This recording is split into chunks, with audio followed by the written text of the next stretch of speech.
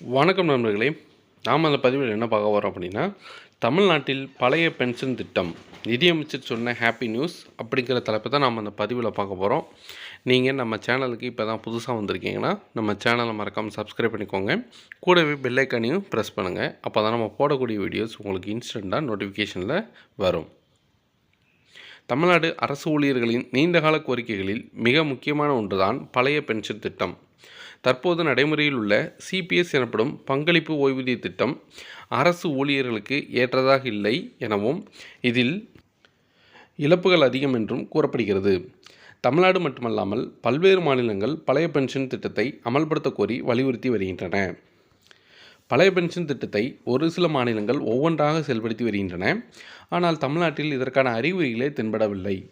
பல்வேறு விஷயங்களில் இந்தியாவுக்கே முன்மாதிரியாக இருக்கும் தமிழ்நாட்டில் மட்டும் பழைய பென்ஷன் திட்டம் விவகாரத்தில் ஏன் அரசு மௌனமாக இருக்கிறது என்று அரசு ஊழியர்கள் கேள்வி எழுப்புகின்றனர்.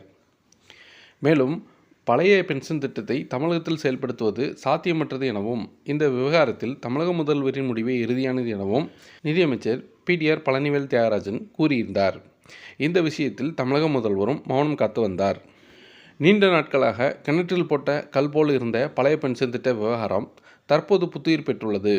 அதாவது பழைய பென்ஷன் திட்டத்தை அமல்படுத்துவது குறித்து ஆலோசிப்பதாக அரசு தரப்பில் கூறப்பட்டுள்ளது. மானிய கோரிக்கை மீதான விவாதத்துக்கு பதிலளித்து பேசிய நிதியமைச்சர் தங்கம் தென்னரசு இத்தகவலை வெளியிட்டுள்ளார்.